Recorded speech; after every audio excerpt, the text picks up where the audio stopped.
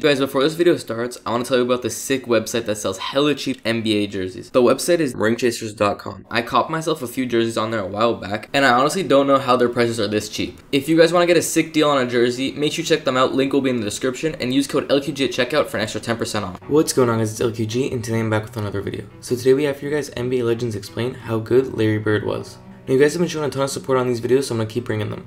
Before we get into the video, make sure you guys smash the like button. Let's see if we can hit 100 likes. And also subscribe to the channel. We are releasing daily videos for all of 2021, so make sure you don't miss out. With that being said, let's get into NBA Legends Explain how good Larry Bird was. Never really had a chance to play against Larry Bird, but I actually used to hate Larry Bird. I hated him. Because, well, why? I mean, because, well, not hate him, I was sort of like, jealous of him, because he was a regular guy that did everything. He shouted in your face, he had to fade away.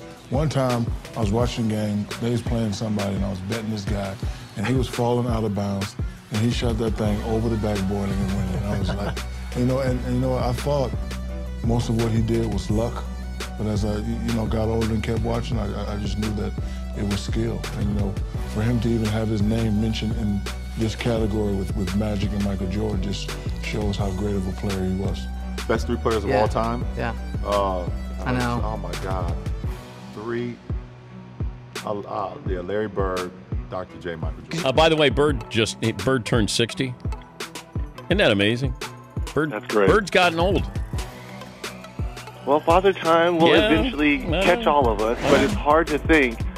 I remember sitting in my dorm at UCLA and watching those great series between Boston and Magic and Bird, and Magic is my mentor. I've said this on this show before, but I patterned my game, who I wanted to be like, who I wanted to play like, after Larry Bird, so I was torn. So I love them both, and to have a chance to play against Larry early on in my career, and then kind of be under his leadership when he took over as head coach, it was a thrill for me, because that was, one of the players that, I really idolized and patterned my game after. Larry Bird at his best, LeBron James at his best. And do we have to put the teams too, or just individual players? If there's a draft, oh my God, you can take Bird or LeBron. So let's say I take Larry at this age, when I think he averaged 30, 10, and 7, something like that, and LeBron right now. So you got Larry Legend. Okay, or now LeBron. what rules are we playing to? We're playing today's rules.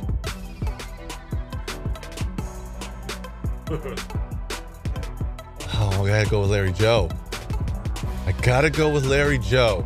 How about Larry Bird in this equation, though? And tell me, when you watched Larry's game, Smitty, what it was that jumped out at you that has him held in such high regard throughout the NBA? Well, I think, Ernie, like we all know, it's a tough decision with those three. Unbelievable players. But just to talk about Larry, for me to see the guy who can shoot the basketball, but then also be able to change his game up, but to do whatever he had to do to win.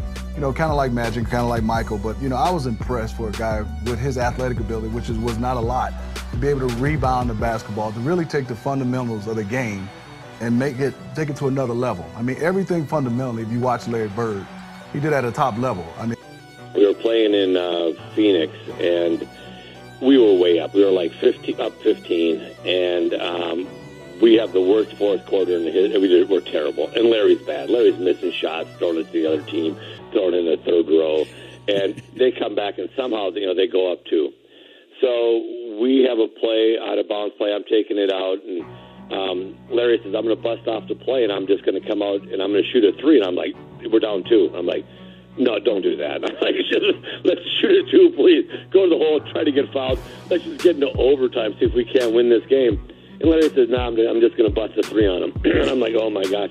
So he tells the Phoenix bench, he tells the coaches, yeah, I'm just fixing to bust a 3 on you guys and just go home. I'm tired of this. And he gets the ball, jumps out, busts the play, comes out, gets the ball to slot, shoots the ball. As the ball's in the air, he kind of turns towards the Phoenix bench and yells, told you so. He stops running to the locker room. And it went in. And I just started laughing. I was like, oh, man. It's just one of those ones where you just kind of, he has such supreme confidence. And it was just, but that's the one when you were back in and Larry went in and said, well, I won the game in the first 3 quarters, then I lost it in the third quarter, or the fourth quarter, excuse me. Then I won it at the end. He goes, my record tonight is 2-1. We all just kind of laughed about it. The best guy I played against might have been, Larry Bird. Someone like that. How good was Michael Bird? Jordan. People look at him and think, he's a white guy, slow guy. The chubby white guy, he wore us out, man. Because this muscle here, the one between his ears, that was his best, because he made the 3-pointers and he had assists and rebounded, steals. He was always at the right place at the right time on the court. One of the great players I had the opportunity to play against. One of the greatest players to ever play this game. A kid from French Lick, Boston, and one of the few guys that ever be in a 3-point contest and shoot with a warm-up shirt on. And but just as he played until he couldn't play no more. Obviously, we know that he just played till he literally couldn't play the game no more. He gave everything he had. And for young guys that don't know him, they think of Larry Bird as a jump shooter, but he was so much more than that. He was a passer. He averaged double-digit rebounds. He defended. He took charges, and he's a straight-up complete basketball player. And me as a small forward, Scotty, Bird, Doc, George Gervin, are guys that I kind of looked up to being a small forward, and they kind of set the precedence of what it is to, go out there as a professional and give it all. So, I've always been a big fan of Larry Bird, and if I'm linked with any other greats, especially like him, it's pretty cool. Bird 6. Bird, for those that don't know, won 3 straight MVPs in the league with the Showtime Lakers and Michael Jordan and the Bad Boys president. 3 straight MVP. So you would say that was the baddest white boy ever? No question. Not even yes. No doubt. Okay. No doubt. Remember Anthony Mason, just the kind of the point forward, power guy, just big, strong guy. We're playing. He's in New Jersey now. They call him up and from the D League or the CBA or whatever it was called back then. And he's sitting out there, man. That guy's like, he's got muscles everywhere. So before the game, Larry looks at him. He goes, "Hey, Kevin." I said, "Yeah." He goes, "Look at this guy, man." And he's standing there. He goes, "Look at all those muscles." And Anthony Mason's just standing there, kind of posing. And then Larry looks at him and goes, "Yeah, all those muscles aren't going to help you tonight." He said, "I'm going to bust you up." And Larry would shoot the ball and yell "muscles" when he was shooting it. And I just kind of laughed about it. He was a piece. That's what I tell people. Wow. Larry is a funny guy. He makes fun of himself. He's self-deprecating. Larry is a lot different than you see the button-down Larry that he is in public. Is a lot different than the Larry that we saw all the time. But he said that same thing to Bird too after practice. No. Dan. Are you better than Bird? Am I better than Bird? Oh man, that's a great question. I'm a better rebounder. I'm probably a better defender. He's a better shooter, obviously.